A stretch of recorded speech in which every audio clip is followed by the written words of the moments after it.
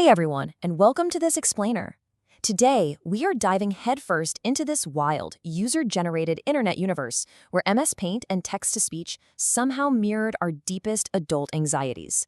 We're going to dissect a story that's literally equal parts romantic drama, a tense time management thriller, and a quest for ultimate parental redemption. Yeah, you heard that right. We're analyzing Caillou's romantic quest. It's this masterful, highly specific narrative universe where the stakes are incredibly high, the timeline is super rigid, and the grammar is just beautifully, unapologetically unique. Let's get right into it. Right off the bat, the narrative hooks us with a monologue that establishes the protagonist's profound, undying devotion. He says, "Man, I love so much my girlfriend Alexandra because she looks very pretty and sappy." It's such an incredibly specific way to articulate love, isn't it? He's not just reciting your typical run-of-the-mill generic praises. He's laying down this highly individualized declaration of exactly why Alexandra is the one. And right here, in this opening hook, we immediately run into a major linguistic hallmark of this whole universe.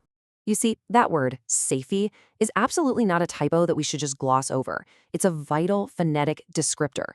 By calling Alexandra Safety, our protagonist is basically throwing up a huge signpost for us, letting us know that we are stepping into a grammatical universe with its own distinct rules and vocabulary. It tells us right away that this story is going to be told with a raw, unfiltered voice where phonetic emotion totally trumps traditional syntax. Alexandra is pretty, and she is Safety. The emotional stakes are officially set. All right, moving into phase one, the romantic proposition. Every great quest needs a call to action, right? And for our guy, that means initiating this grand, highly formalized romantic gesture. He gets on his phone, which magically rings on Alexandra's end before he even finishes dialing, by the way, and he lays out this incredibly ambitious vision. He doesn't just want to hang out. Oh no, he wants to hang out in a special place, one that is, quote, virgin romantic. That exact phrasing is wild, because it totally elevates the date from some casual meetup to an event of the absolute utmost purity and high-stakes romantic intent. He is literally setting the stage for a fancy restaurant-bound evening that is going to require some intense preparation. And you can see just how seriously they're taking this proposition when you look at their wardrobe prep. Caillou commits to, as he puts it, using a suit, which he declares is going to make him look very romantic. Meanwhile, Alexandra decides she will use dress. The phrasing here establishes this rigorous formality between the two. They are mutually elevating the whole evening's importance just through their attire. They are suiting up, quite literally, for the romantic ordeal that lies ahead. So that brings us to phase two, securing parental approval. Now, in this specific narrative universe, a hero can't just casually embark on a quest. No, they have to cross a crucial threshold first, gaining the formal, explicit blessing of their respective parental figures. And when they actually ask for it, both sets of parents deliver this unified, overwhelmingly positive support. Caillou's parents praise his great idea and actually issue this noble directive to protect very good that girl. Over on Alexandra's side, her parents totally echo that sentiment, calling it a very good idea, and predicting they will hang out very good without problems. The adult figures in this universe offer absolutely zero friction, honestly.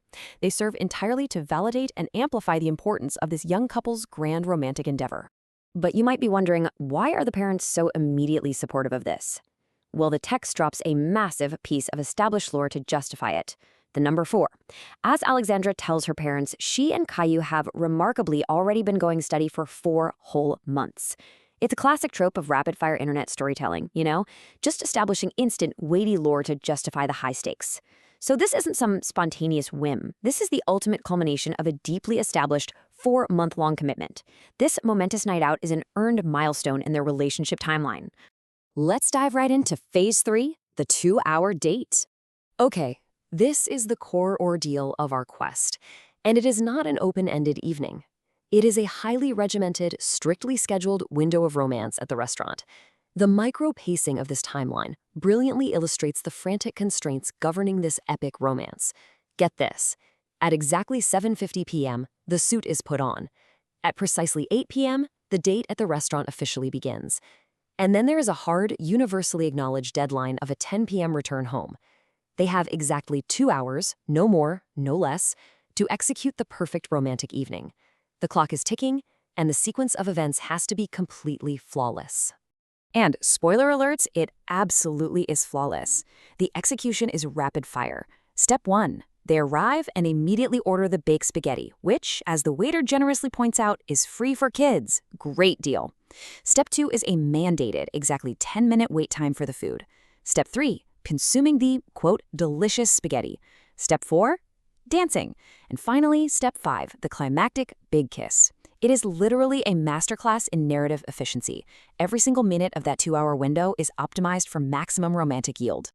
Now, during that mandated 10-minute waiting period for the food, they don't just sit there in awkward silence. Oh no, Caillou initiates some deep conversation, stating, while we waiting for the food, let's go to talking about W and some good things. Talking about W, it's such an enigmatic, profoundly charming detail.